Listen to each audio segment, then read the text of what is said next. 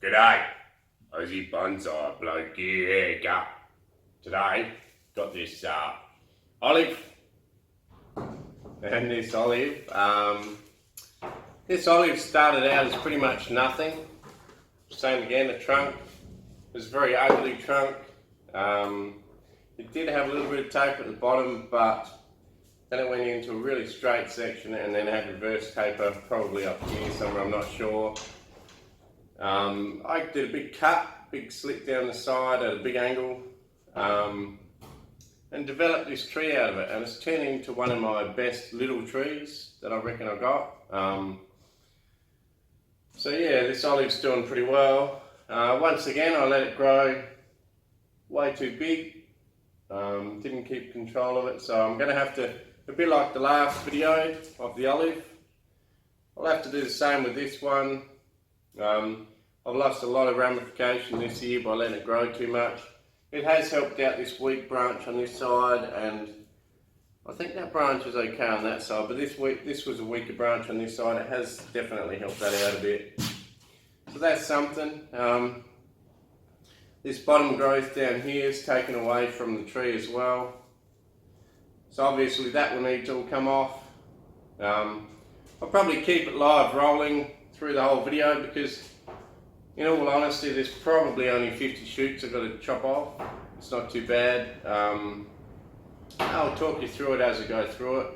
So there'll be no hyperlapse or music for this video.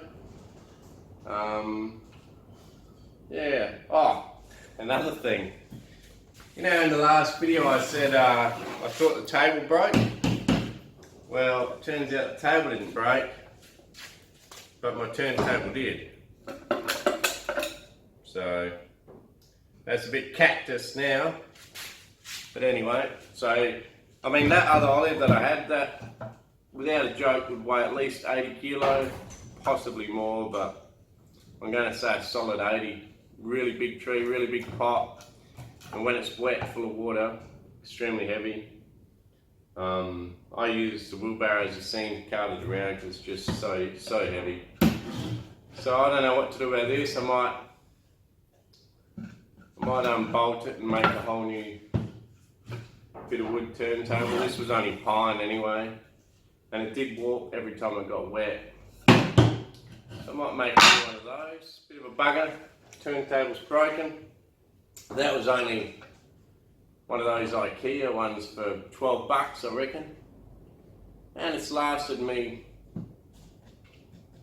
probably 9 years, I reckon I got it. So that's pretty good. I can still use the mechanism with the bearings in there, so that's good. Yeah, so I'm gonna talk you through all of this, cut the back, and apart from that, I reckon I might take you out, show you some trees, some of the big trees, the native trees that I've planted as a windbreak for the future. Only small now, but they will get a lot bigger obviously. So I'll probably show you that. There's a bit of wind outside, so could get a bit of wind interference, but it won't be very long outside, and then we'll be back in here working on this tree. No worries, cheers. I hope you enjoy the vid. Yeah, that's about it. No worries. I'll get to it.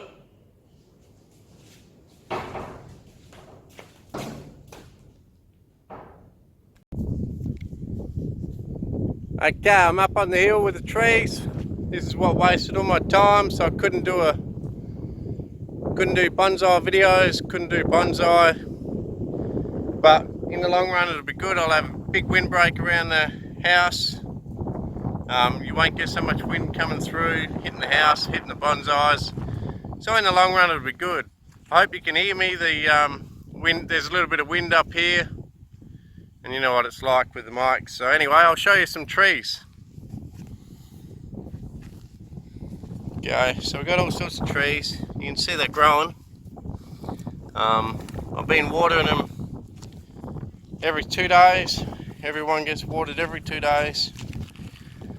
I water about half of them down to the sheds down there in one day, and then I water on the other side of the sheds the next day, which goes right around the corner down there, up through a corner up there.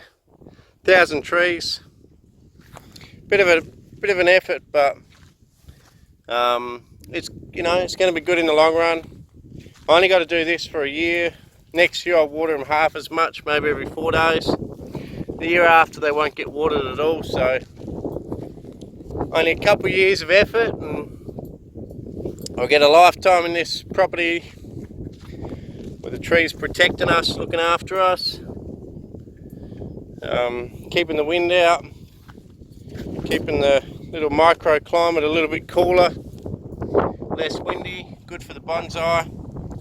So in effect these will look after the bonsai eventually. The bonsais have paid their price this year and suffered a bit, but I'm sure in return these trees will look after them later on. You can see how much growth they put on. They were well inside the garden when I first planted them. They've been going only 4 months. Some, you know, there's some big ones, there's some small ones. I've got about 40 different varieties of Melaleuca, gum, all sorts of stuff. And even where it looks like they're dead, they're not. They're still in there growing. So you can see there's a lot of trees. A lot of trees around. A lot of different types.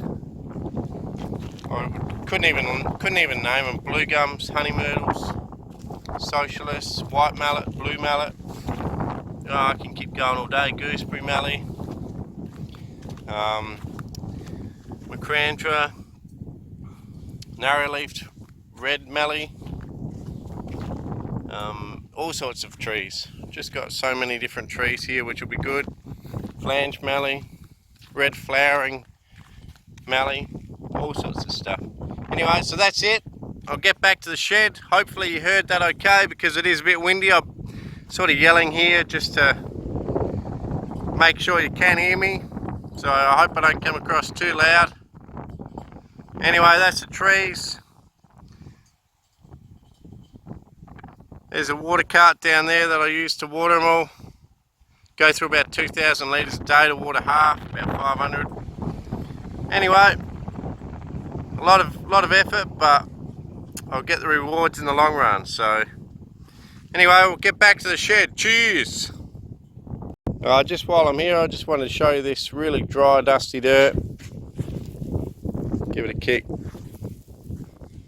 That's just how it is. There's been no rain for 3 or 4 months here.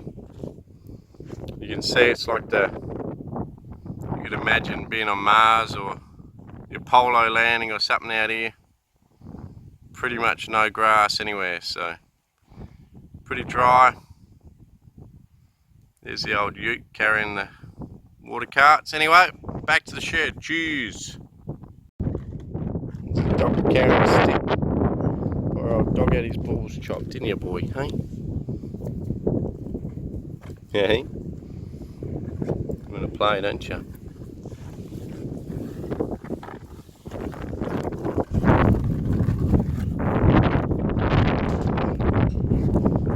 Found out that he's actually a Hunterway, which is a New Zealand sheepdog breed. Hunterway crossed with a Kelpie. But he seems to be quite a good dog.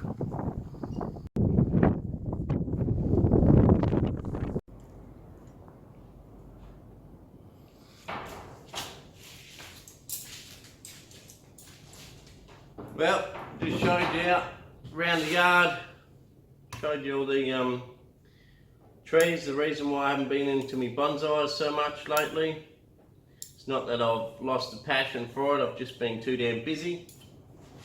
Oh, also, I just tried this video, which will be up pretty much soon after the last video of the big olive.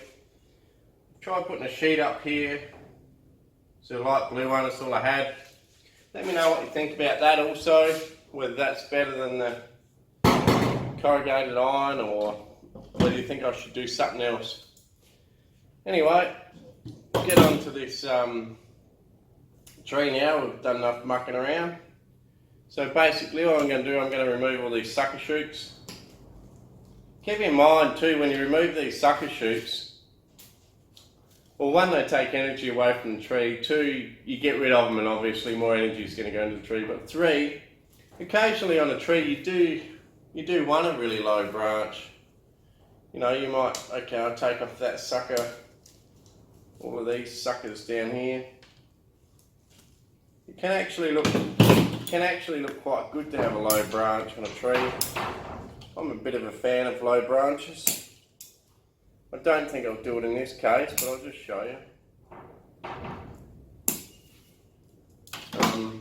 But yeah, you develop a little low branch down here.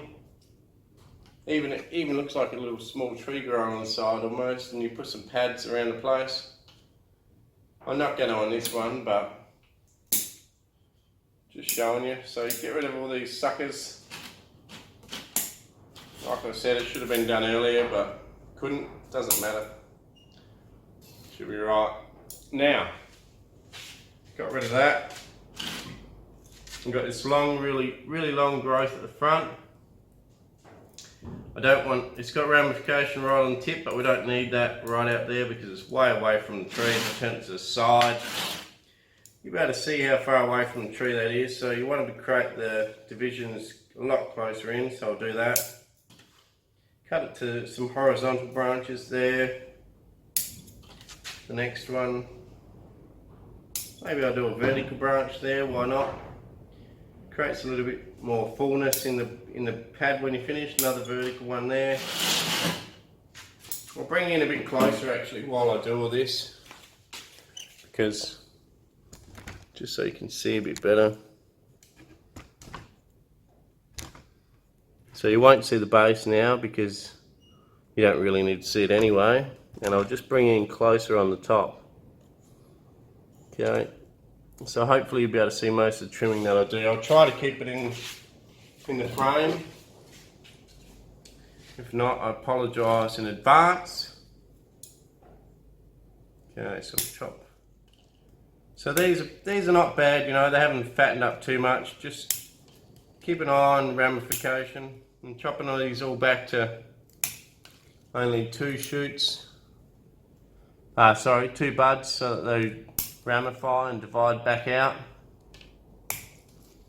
Pretty much all of them I'll do the same. Generally I want the branches to then go to 2, which will be horizontal. But occasionally I might want a vertical one just to fill in a gap or a space. I mean, sometimes it's good to have space, but not all the time. There's one at the top here. I'll show you that one later. I'll do that last. It's a bit like the other olive I worked on. So I'm just chopping them back 2 nodes from the last division.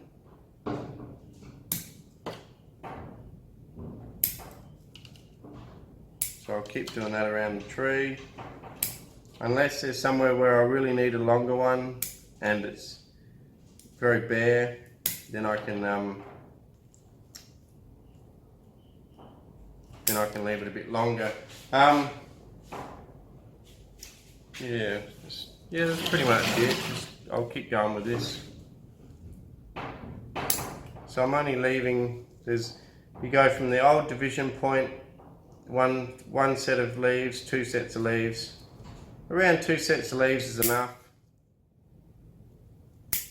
So it's 2 buds out basically. Be like you prune grapevines, 2 buds out from where it's shot. And that's pretty much what you do. We've had a hot day here. Again, in the low to mid 30s. I think we've got a 38-degree day coming up, which is bloody hot for March. Probably set some more records, which we seem to keep setting lately. Through climate change or who knows what, but anyway, I'm not sure what's going on, but I know it's getting hotter. Harder to look after the trees. But it'll be right. So I'm cutting them all back like that. I'm going to leave these ones at the top to show you later. There's another one in here, has to be cut back. So like I say, there's not that many shoots that ran away on this tree.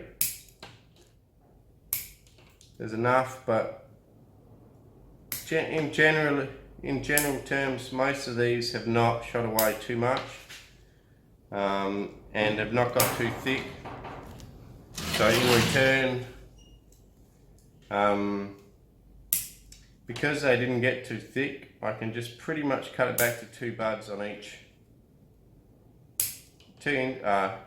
Sorry, I don't mean 2 buds, I mean 2 internode lengths. I can cut it back to 2. And pretty much every branch here. Just keep an eye out for 3 so you don't have 3 coming from one location. This tree is pretty good. I've always kept a fairly close eye on that. Right from when I first developed it. That old big one that I did the other day, or yes, it was yesterday, that one has a few flaws, a few areas where it does have 3 from one location, because you've got to remember I started that tree only 1 year into bonsai, and you know, as a result I didn't know a lot about what's going on, how to style, how to do anything really. And I've pretty much just spent my whole time in the shed mucking around like I am right now on the video.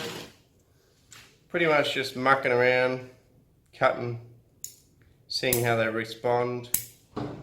I haven't had anything here that I need to show you closely. It's pretty much just 2 buds per shoot, 2 internodes per shoot, and you're just controlling your direction. Where you think there's a bit of a gap and you want it to fill in, some negative space is okay,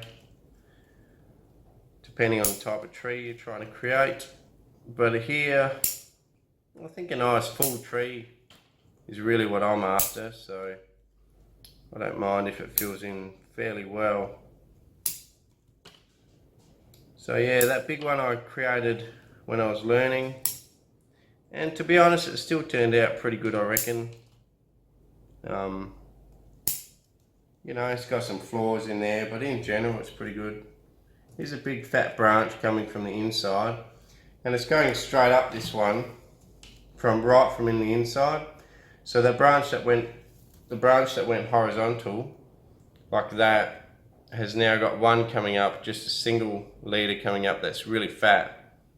There's no other branching around, so it still only divides into 2. So what I'm going to do is I'm going to cut it back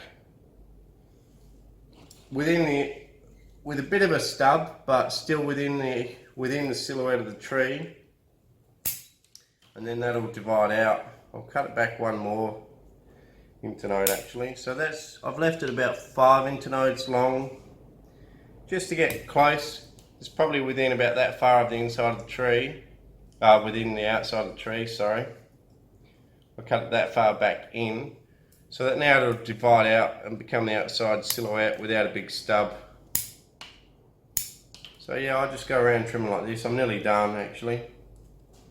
Doesn't take very long when you just got to do some trimming, when you don't have to wire. My next video, I think I'm going to be working on a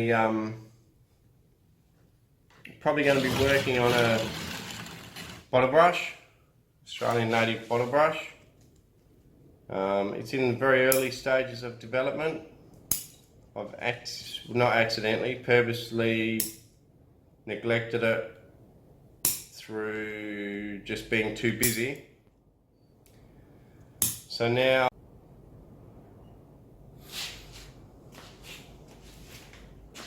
yeah, sorry about that. I got carried away talking, forgot to think about the fact that I don't know, for some reason each video can only be 10 minutes long on full high def,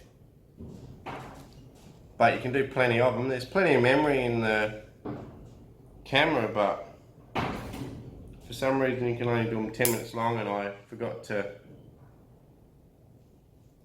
check what time was up, so sorry about that. But basically I was saying my next video is going to be a bottle brush, and the bottle brush is in very early development, so it's going to need a lot of work. So you'll probably learn a lot more about developing a tree out of that video. This tree here, you wouldn't learn a lot, because at the end of the day it's a reasonably, you know, finished tree. I know it's not finished, and they never are, but this one here is basically down to just pruning, trimming, with very, very little wiring, if any. Whereas the bottle brush that I'm going to work on, I've got to get rid of some old wire scars and wire that's bitten into it. I've got lots of new branching on it that I've got to sort out. So that'll be in the next video, so that'll be pretty cool. But this video here, I'm pretty much done. I'll just show you what I'm going to do at the top here. We've had 3 branches grow from one location, and it's made it extremely fat in there. I just forgot to cut a few shoots at the front there. So you can see this is very easy. Like once you get to this stage, it's nice and relaxing, pretty cruisy, you know, very easy. You just basically follow on the outline of the tree. So anyway, I'll show you where it's fattened up too much. I'm not sure there's a lot I can do on this one, to be honest. You know, like the big olive that I worked on, there was opportunity to cut it right back into the inside of the tree and it was okay. This one I'm not so sure, because you have a look at this one, we'll have to get out the big guns, on that one. This one here, you can see these 3 branches have fattened it up that much that it's taken over as the apex of the tree. And all the other stuff in there is smaller, even down further is smaller. So I'm not quite sure what to do. I'll just chop it back as much as I can, leaving it in there. Okay, I've got a small branch here, so I'll chop it back to that. I'll just see how it looks. Okay, so we've got that little branch. So it's pretty much going to be the end of the tree. So I think that's still way too fat actually, because I'll probably never really ramify this much bigger. It's probably where it's going to always be at. So sorry to say, but the big chunk had to go. Take a few more chunks out of it, clean it up a bit. Okay, there's a little branch in here which will take over. So as you can see now, there's a bit of a hole in there. This will all have to reshoot, take over, and that's the problem with letting a tree grow for too long without being on it. You get those fat branches, wrecks the structure of the tree, and you have to cut it back too hard. But anyway, so that's just to show you what not to do. But in the long run it'll be alright. So you can even see that from the front there.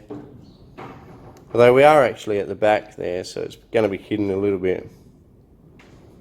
So that'll all divide out, and within 6 months the hole will probably be filled in, maybe a year, and it'll be all back to normal. But just keep an eye on it, don't let stuff get so fat.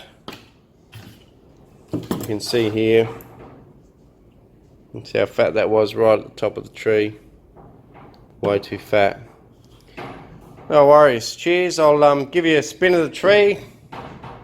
Pretty well finished. I don't know how I'm going to spin it without me bloody turntable that I snapped in half.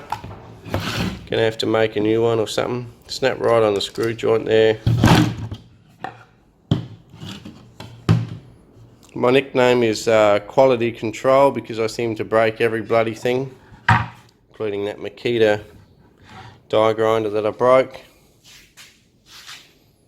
Alright, no worries. So that's the amount of foliage that come off of it. Fair bit. I'll give you a spin of the tree heading out with a bit of music playing. I'll spin the tree just to the front here just for a second. Oh, I just want to explain too, the front there is actually a little bit, I actually forgot to prune one of these.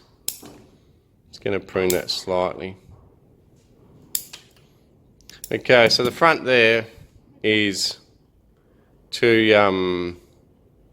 the back, the right branch is too far back, So what I want to do, although this trunk's pretty massive in this little pot, what I want to do is to spin it so that there will be sort of the front of the tree.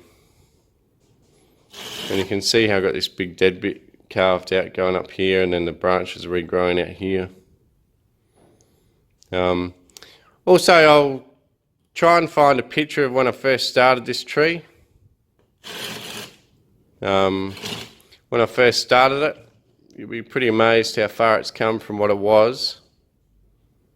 Yeah, so I'll do a spin of the tree, show you a picture of the beginnings of the tree if I can find it.